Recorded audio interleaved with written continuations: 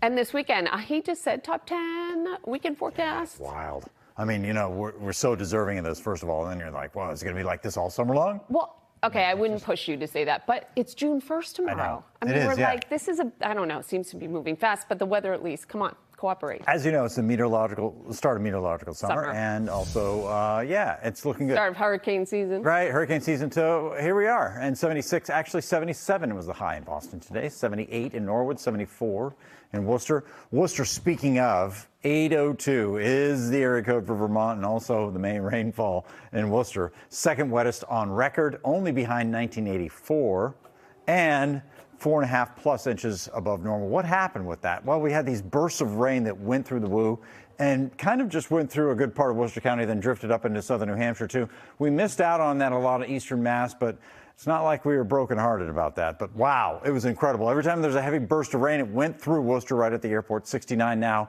back through Bedford, 71 in Beverly, 70 in Marshfield. A lovely evening with the winds backing off. They were gusting over 20 miles an hour. Why was that? Well, daytime heating, the sun is very high and very strong, and the atmosphere is a little coolish. This morning, we were in the lower 40s. Orange was 41 degrees, a lot of 40s, and we could see that again tomorrow morning thanks to this dry high that's over us that gives us this nice weekend weather. So the mornings are a little fresh, but that's fine. Shake it off first thing in the morning, 5 o'clock in the morning, it'll be cool, but at 6, you sleep in just a little bit and you're back up into the 60s, and then 70s not far off. We should head for the 80s easily tomorrow away from the coast. These sea breezes will keep us in the middle 70s. And then Sunday, it's looking even warmer for everyone. Now, tomorrow's a great beach day, but Sunday may be a better beach day because these numbers will be a little bit warmer even at the coastline with our sea breeze. Mayflower Beach about 69 tomorrow. Nassau Beach 71. The water's cold, you know that, this time of year, and the first day of summer. And then Hummer Rock 72, 70 in Duxbury. And it looks like maybe Dane Street Beach about 74 and Good Harbor 70. But on the other side of Cape Ann, from about Plum Island up through Hampton, you're in the mid 70s tomorrow. Now, Sunday will climb back close to 80 degrees, even near the coast, even with a little bit of a sea breeze. The wind more out of the south-southeast than it is due east. So that's the big difference here. And middle 80s elsewhere. Wow, what a day, right? Dew points nice and low. Again, that gives us a little bit of pause for the morning temperatures back in the 40s in some suburbs.